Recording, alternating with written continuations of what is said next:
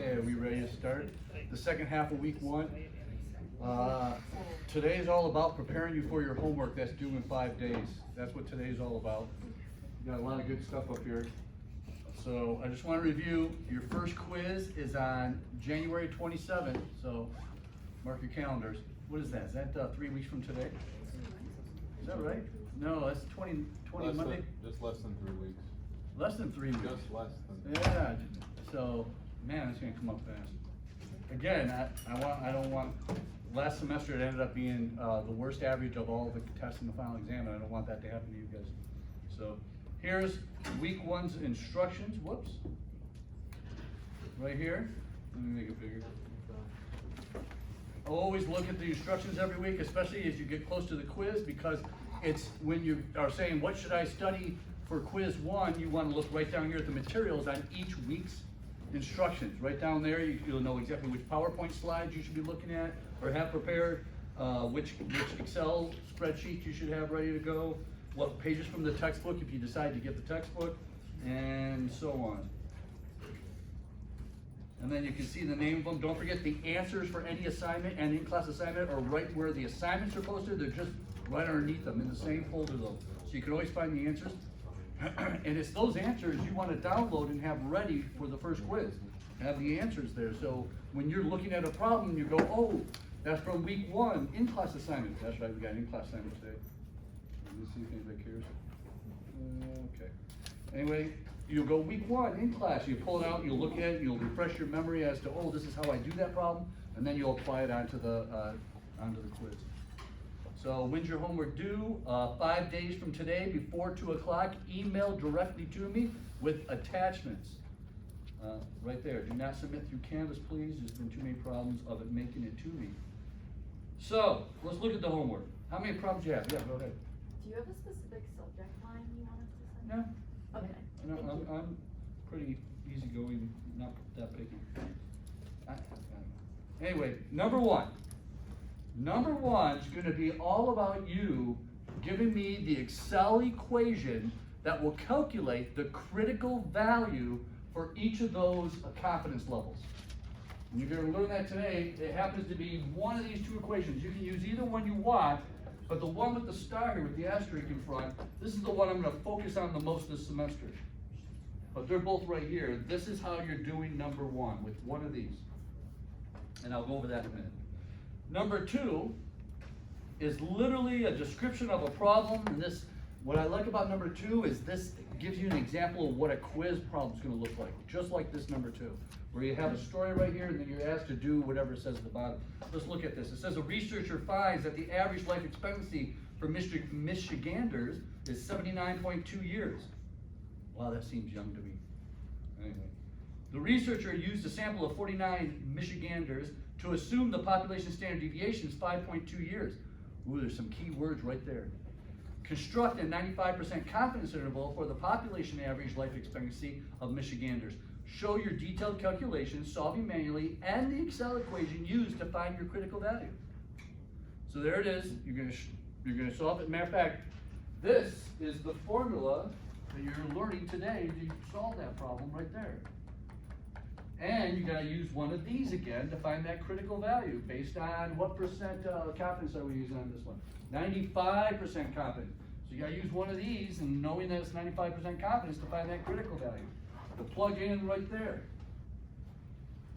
This is so easy once you get the hang of this. Next equation, number three says, do the same as number two, but instead you're using just Excel. You're not using this manual equation. That's what we're learning towards the end of class today, is how to use this Excel equation, which does everything that this manual equation does, without you even having to calculate the critical value. So we're gonna look at this one too. There's that one. Notice what I try to do is, I know all the PowerPoints and the book put these formulas using variables. I try to put them up here on the board for you using words. So I find it easier to understand these formulas without having to memorize what each variable is by using words. So this one's saying the sample mean, if you can find it in the problem, you would then add and subtract. So this is like two problems in one. I'm just writing it in abbreviated like this so you don't have to write it twice. You can do the same thing if you want. Plus and minus the critical z times the standard deviation over the square root of the sample size. So there I'm using words instead. Same over here. The words mean the mean, plus and minus, the word confidence. So this is the actual word for Excel.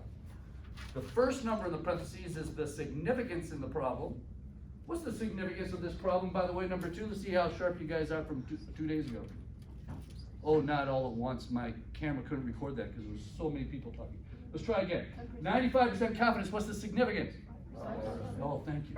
Wow. All right. I just needed to wake you up. That's all I needed to do. Significance goes right there. Doesn't matter if you're given a significance, as long as you're given the confidence, you know what the significance is. Comma, standard deviation, comma, sample size. It's that easy, and then you give the results. But if this were a quiz problem, the sentence up here where it says show your detailed calculations solved manually, instead it will be the whole story. It will be this sentence, meaning you only use Excel to solve it, not manually. And that's how then you'll recognize to go, okay, I use this instead of this. That's what you want to look for. And then the last problem, I think, is this the last one? Yeah. The last one says, this one is just like the previous problem, except this time you're given raw data. And because you're given raw data, sample data, by the way, real quick, anybody, I want to make sure I got everybody's attention so no one's sleeping. Can anybody tell me how many pieces of data you see there in this problem that you're going to have to use? 5. Is there 5? 6. 6. So you need to find the sample mean based on those 6 pieces of data. Show some work, how you got this sample mean. Then you're given the population standard deviation, which is 1.2, and you're constructing a 90% confidence interval. This one's 90%. By the way, what's the significance on this one if you needed it? 10%. You got it. All right, good. And that's the end of your homework. It says write out your calculation details, also write out your Excel equations and the results. Do not hand in a spreadsheet. So everything's written out like you're doing a test. You know, I may ask for an Excel equation like this, but you got to write it out while you're taking the test. You'll open up Excel, you'll enter in the equation you just wrote out, you'll get the result, and you'll also write that down on the quiz. The equation and the result. That's your homework. That's all there is 4 problems. Man, that seems too light. Let's add something to it. Anybody? Anybody? Anybody? No, that's good. Anybody? All right, just a second. Now, where do we want to get started here? Let me look here. We want to go right here and talk about what confidence intervals are. There's 4 equations in this PowerPoint, but we're focused on 3 right now. The 3 equations are 1, 2, and 3. Here's the deal. This is all about confidence intervals. This is the main part of quiz 1 is confidence intervals. Why do you need to know about confidence intervals? Because you're eventually going to be managers, whether you like it or not. It sneaks up on you. I remember being in my 20s. I think this is like my 3rd job out of college, I believe. And next thing I know, they said, hey, we're making you assistant director of the department. It only had maybe 19 employees, but still, I'm a manager all of a sudden. I'm in my 20s. Here's the deal. Things take place. People rely on each other, especially managers. And you have to go to meetings all the time, and it's crazy. But, you know, there's times, now I'm making this one up. This didn't happen to me. But there's times where you have to go to a meeting, and they're expecting you to report certain statistics. For example, I was assistant director of admissions at a college. And it was a pretty big college. And if I had to go to a meeting to report, let's say it's July, and they want to know how many students that are going to be coming in the fall are going to be living in the dorm. And this is kind of a reference to a PowerPoint from 301, by the way. And the other question might be, I'm trying to remember, it's what's the average SAT score of the incoming freshman, brand new freshman in our college? And people want to know, especially the dorm director wants to be at this meeting and know what that is. And let's say, as a manager, this was a spontaneous meeting, you didn't know it was coming, and none of the information's been entered into the system yet. So you don't have, out of the 600 or 700 or 800 incoming freshmen, you don't know what the average SAT score is. You don't know how many of them, what % of them said, yes, I want to live on campus housing. So what do? You take a sample. And you say, okay, I'm going to pull out 30. The deal is, every one of those applications that haven't been entered in the computer yet, let's say there's 800 of them here in my imaginary pile, every one of them have to have an equal chance to be part of that sample. You got to come up with a system that you're pulling 30 out of there, But whatever that system is, as long as every one of those 800 had an equal chance to be one of the 30. Then you pull out that 30 and you go ahead and you add up their SAT scores and divide by 30. You count how many out of the 30 said, yes, I want to live on campus. And there's your sample information. But it's this, one of these formulas right here, this is the whole point. Anybody can do what you just did, collect the sample data. But then it's knowing which one of these formulas is the correct one to apply to that data to go with confidence that you're reporting some good numbers. Now let me make sure you understand what I mean by reporting numbers. It goes something like this. I'm gonna pretend like I'm walking in wanting 90% confidence in what I'm about to say. Hey, we haven't gotten, I'm at the meeting, you with me? I'm at the meeting. We haven't got all the applications entered into the system yet. So I don't have the overall average SAT and I don't know how many out of the 800 are gonna be living on campus. But I did a sample of 30 and here's what I got, and then I apply some statistics to it, and now I have a range, all right? So, where am I, right here? I don't know if everybody can see this bell curve, but I'm gonna pretend our sample mean ended up being right here. Let's use the SAT score. I'm gonna say, I don't even remember what SAT scores are, but I'm just gonna use 980 as our sample of the 30. So this tells me, hey, somewhere around 980 is probably, if I had time to do all 800 of these applications, somewhere around 980 would be the result. And then I apply statistics to get that range. A little bit above, a little equal amount below, and I'm now reporting a range. And let's say that range is like, I don't know, 968, well, what is that? That's minus 10, 11, so go up 11, 991. This is hypothetical.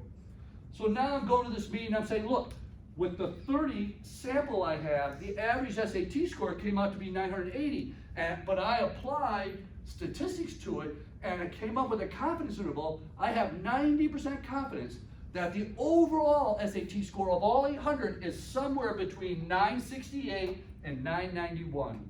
That's what you're doing confidence intervals for. When you don't have all the information of the population, which is all 800 applications, you can do a sample and then infer to what the population most likely will be based on the sample. That's why you use confidence intervals. As a manager, that's one of the examples. Okay, so now, we can all do confidence intervals, we can all pull out 30, we can all add 30 and divide by 30 to get a mean of whatever it is we're trying to get of the data. But the hard part is knowing which one of these equations then you apply to it to get that confidence interval. Here's the deal. Now I'm going to pretend like you're doing homework or you're taking a quiz. If you're reading a problem that says do a confidence interval and it mentions that the population standard deviation is blankety blank, then you know to use this first equation. This is the one you use if the standard deviation being given to you is the population. Now this is the key information for this first quiz. This is number one key information. You ready? I'm going to say it again. When you read a problem asking for a confidence interval, and it mentions that it's giving you the population standard deviation, you know to use this first formula, which is the one we're focused on today, which right down is on slide 10. There it is in symbols or variables. Here it is in words. There's if we're being given the population standard deviation. Now, you ready? Let's go back and look at that, all three of them again. Okay. You're reading a problem, and it reads just like the last problem. Matter of fact, it's almost exact, except one difference. You're being told the sample standard deviation instead of the population. Let me repeat that. You're being told the sample standard deviation in the problem instead of the populations. That's when you know to use the second equation. There's a mean involved, and there's a standard deviation, and you're looking at that standard deviation, and you say, hey, that's the sample standard deviation, not the populations. You know to use that second equation, which is what we're studying next week, is that second equation, which is on slide 18. Write down slide 18 for the second equation. This is when the sample standard deviation is being given to you, not the population, the samples. You're being told to do a confidence interval, and you're being given the sample standard deviation. That's the equation, slide 18. I'm gonna put that in words next week. And we're gonna do homework based on that one right there. Now, the week after that, you're being told to do a confidence interval. Let me get back to all three of them. And you look at this problem, and it looks similar to the previous problem, kinda, except you're not being given a mean, and there's no standard deviation. You're not being given the population standard deviation, you're not even being given the sample standard deviation, there's no standard deviation in the problem at all. And you don't even have a mean in the problem, instead you're having to do some math and figure out proportion, how many out of how many. Oh, there's 21 out of 100, or there's 23 out of 50, or something like that, that's a proportion. That's the third one right here. How do I know to use this third one? Well, the problem's asking for a confidence interval, so you know it's one of these three, and there's no standard deviation at all. You know it's this one. That's it. You're gonna ace this first quiz if you have that down, what I just said, how to recognize which one to use. That third equation for proportions is on slide, hang on, 26. Right there. And this is the one we're gonna study in week 3. And we're gonna do problems and examples from week 3 like this. And we're going slow at first. We're building a foundation. We're building a foundation so we can go faster as we go along.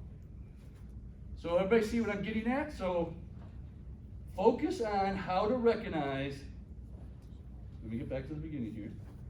Come on. Focus on how to recognize which one of these 3 equations to use if the questions ask you to do a confidence interval. Here's the deal, because we studied these in week 1, week 2, week 3, I think some students on the final, not a lot, but a couple, forgot about how to figure out which one to use because it was so long ago in the semester or something. And they did it as if it was a hypothesis testing. They didn't read it careful enough to say, hey, I know it's been a long time, week 1, week 2, week 3, but this problem on the final is asking you for a confidence interval. That's the key word. When it says calculate a confidence interval, you know you're on the first 3 weeks. And start looking in here. And you know it's one of these 3 right here in the first 3 weeks. Then you ask the question, all right, is this problem giving me a population standard deviation? Okay, it's not. Okay, is it giving me a sample standard deviation? Okay, it's not. It's not giving me any standard deviation, but it's asking for a confidence interval. You know it's this one. There you go. There's the logic behind the decision, right there. All right, so now, I want to make sure it defines a couple of things that I know probably will come up in maybe some multiple choice questions real quick. One is, what is the standard error?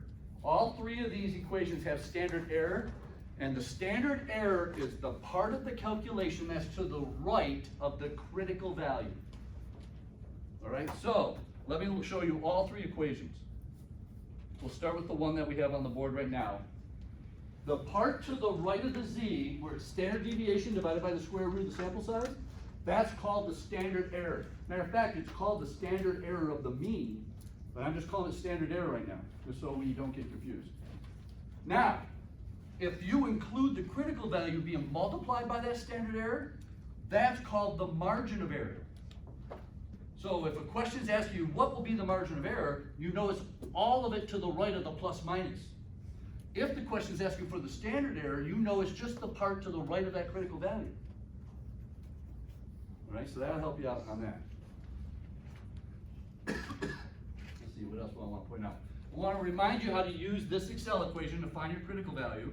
We talked about it, I hint at the end of Monday's lecture, but it's equals NORM dot S dot INV, but what goes in the parentheses is the trick.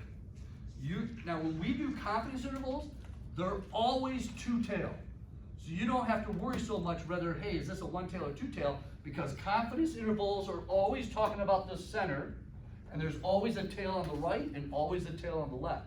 So it's always 2-tail, so you're always gonna put whatever the confidence is plus half the significance in the parentheses if you use this equation. Let me say that again. If you use this equation to find that critical value, you got to put the confidence plus half the significance in the parentheses to do confidence intervals, because they're considered 2-tail. Now, if you decide to use this other equation, It's almost the exact same thing. Equals NORM INV with no dots and no S. Parenthesis, the first number is the confidence plus half the significance, comma 0, comma 1. You just always put a 0 and a 1 there. It's just, that was the original equation, by the way, before this one became available. I'm introducing you to this equation, but I'm focusing on the norm.s.inv for critical value z's for the whole semester. This is one of the main equations for the semester, right here. This one's just for the first quiz, maybe the final, but it's not the whole semester at all. It's just the first quiz, maybe the final. All right, let's look at the second equation. Same scenario. This time to the right of the critical value t. This one, because we have the sample standard deviation, the critical value is a t, not a z, and we're going to talk about that next week. But it's to the right of it, the sample standard deviation divided by the square root of the sample size, that's the standard error. To the right of that critical t is the standard error. If you include the t being multiplied there, to the right of the plus minus, now it's called the margin of error. Everybody getting it? It's the same thing on all three equations. This third equation looks a little different than the others, but same principle. To the right of the z, this whole square root part, that's the standard error. Called the standard error, the proportion, but standard error is what I wanted you to focus on, that's called. If you include the z being multiplied there, now it's called the margin of error. So all three equations have standard error and margin of errors with the same principles as to how you figure out which one. You just gotta be familiar enough with it that if you're asked a question, hey, what will be the margin of error on this problem? You gotta know, you gotta calculate that to the right of the plus minus to get that margin of error, which includes finding that critical z. All right, let's get to an example. Is that what we're ready for? We're gonna do an example here? All right, let's do it. This slide makes it to 13. Going to 13 if anybody got this open.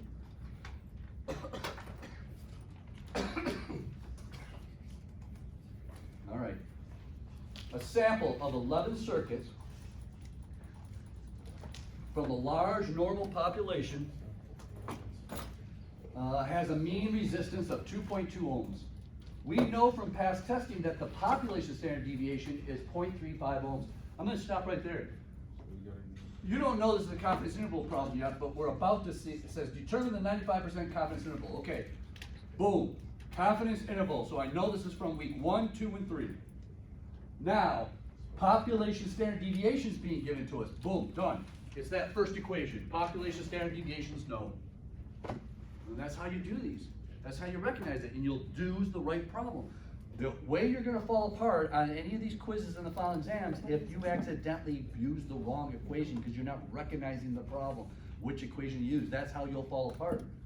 So this is why I'm harping? That's why I'm harping on you a little bit about recognizing what kind of problem you have. So here we go. Determine a 95% confidence interval for the true mean resistance of the population. So what they're saying is, we know that the average amount of ohms of resistance from these circuits is around 2.2, but we only did a sample of 11. We can't do all 1,000 of them. So what we're going to do is we're going to come up with a range with 95% confidence. By the way, that how much confidence is what the key part of calculating that z is all based. That z changes every time that confidence changes. So how important this piece of data is that you're reporting is how much higher you want the confidence. If the statistics you're reporting is not so important, you would use a lower confidence, maybe 90 or 80. But this one must be important. They're using 95%. And if you see something really important, they're going to ask for 99% confidence. We want to know for sure where the population resistance is going to land based on a sample. So here we go now. I don't even want to go to the next slide. I want you to help me set this up. What's the sample mean? 2.2. Equals 2.2 plus and minus. Here we go. I got to find my critical z.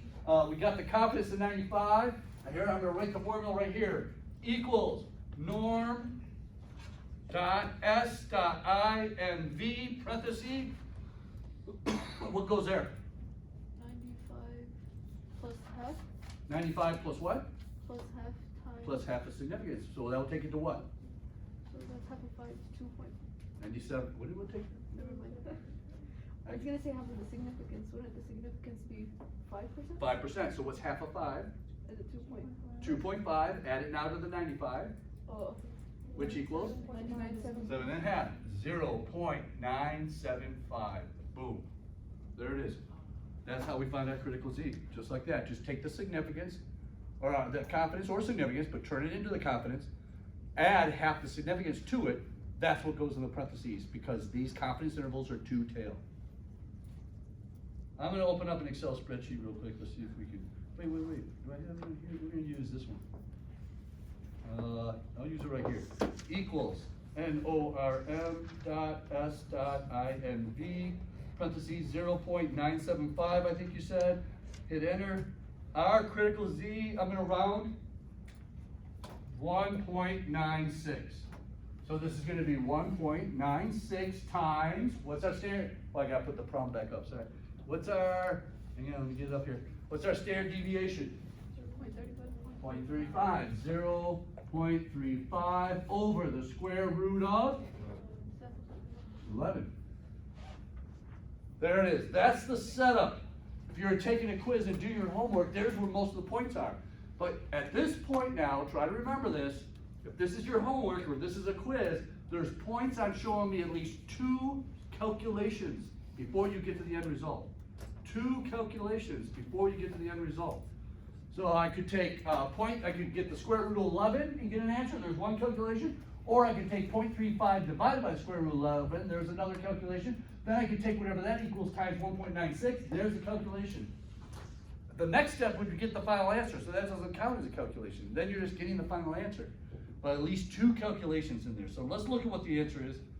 1.96, sure enough, 0.35 over the square root of 11. This all turns out to be, there's only one calculation here, 0.2068. What is this 0.2068? What would you call that in words? What did we just calculate? Margin of error. Margin of error, very good. There's the margin of error, 0.2068. All to the right of the plus minus. We add 0.2068 to 2.2, we get 2.4068. We subtract 0.2068 to 2.2, we get 1.9932. I can say with 95% confidence that the average resistance of all of these circuits is going to be somewhere between 1.9932 and 2.4068, and I'm saying it with 95% confidence. If I needed to go to this meeting with 99% confidence, would that range, the upper and lower numbers right there, would they be farther apart or closer together if I needed to go to this meeting with 99% confidence? Farther apart. It widens. To get, let's say right here is 95% of the area under the bell curve. To get to 99%, you got to take these 2 numbers out farther to get 99% of the bell curve underneath it. Oh, that's a good multiple choice question too. Which way would they go if the confidence level increases? Would the intervals get smaller or wider?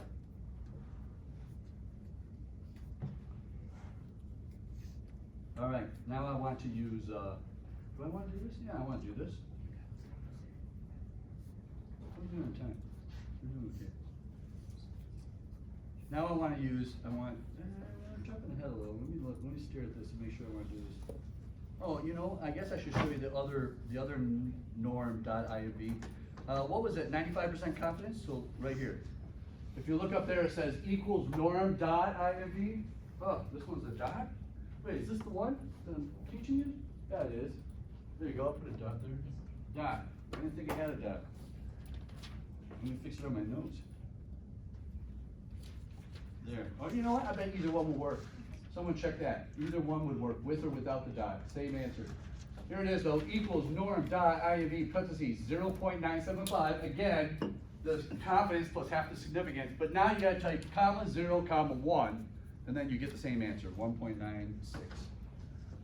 All right, there's 90% confidence. 90% confidence leaves 10% significance, so half of 10% 5. You add that to the 90, you put 0.095. Here is 99% confidence. The significant is 1%, half of 1% is 0.5%, so you gotta enter 0.995 to get confidence plus half the significance in that case. 99%. So, and you can have this open while you're taking the quiz in case you're forgetting how to find that confidence critical value. This is all about using one of these two equations to find the critical value, and most of the semester I'll be eventually just talking about this one only and just stop talking about the other one, just so you know. But I wanted to introduce it to you. You know, okay, so now let's look at the other equation. Whoops. Here it is again. What I want to point out is here's the sample mean, it's a 12. Here's the population standard deviation, it's a 6. Here's the sample size, 48. And what's our confidence? We want 90% confidence. So 90% confidence. Again, let's write this up here before I do this. This problem, the mean was 2.2. All right, plus and minus, just to save so we don't have to write it twice. CONFIDENCE, parentheses. We're looking at this problem right here, right? 95% confidence. What is the first number in the parentheses? 5%. The 0.05, because it's 95% confidence. Where are we? Right here. 95 plus half significance right here, so we know it was a 95% confidence. So what goes here is significance. You don't have to worry about whether it's one tail, you don't have to worry about it's two tail, none of that. This is a confidence interval equation here, so it knows it's two tail. You just put the significance in, which is 0.05, comma. What was the standard deviation from this problem? That's right, 0.35, I heard you. Comma, what was the sample size? 11. There you go. Then you would put the result. Let's do this one. Here we go. I'll do it right here. Equals 2.2 plus, I'm just doing the plus first, confidence, parenthesis, alpha, which means significance, 0.05, comma, the standard deviation was 0.35, comma, and the sample size is 11, parenthesis, let me hit enter. The upper limit is 2.406, where's our PowerPoint? 2.0468, there it is. Same answer. All right, now watch, I need the lower limit. So all I do is go to this equation. Where is it? Switch the plus to a minus. 1.9932. 1.9932. Right there. Let's see. Now, I want to go back to the homework to see where we stand. The first problem on your homework is asking you to give me one of these Excel critical value equations to tell me what the critical value is for each one of those confidence. I think you got it now. Let's go to the next problem again on the homework. This problem right here is giving you a sample mean. It's giving you a population standard deviation. It's asking you to do a 95% confidence interval, and you need to give me the Excel equation to find the critical Z in this case. Number 3 is asking you to solve the same problem as number 2, but use this equation up here, confidence. Just write it out as plus minus, but give me both answers, both results when you enter it into Excel. And then what's 4? Let's see. 4, you're going to have to find your sample mean. The population standard deviation is given to you. You're manually calculating this just like you did in number 2. And you're using an Excel equation to find the critical value, which is going to be this again. Everybody feel confident they understand how to do the homework. It's so fresh in your mind that if you were to kind of attack it later tonight, you'll probably find it very easy. If you wait till Monday, is that what it's due, Monday? Yeah, you may go, oh my, I can't remember that. Who can remember this stuff? There's no way. You're gonna have to go and watch the video. Yes? So for question 4 on the homework, we can just do the sample size as 6 because we have. Yeah, sample size Okay. is 6 for sure, yeah. You have to add those up and divide by 6 to get that sample mean. And then you can stop there because the standard deviation is given to you. So you don't have to calculate the standard deviation. And it's asking you to do a 90% confidence interval. This is too easy. Let me look at my notes. I think you got everything you need. You ready for your first in-class assignment? Let me stop the video real quick. While I'm stopping the video though, I want to tell you that all of you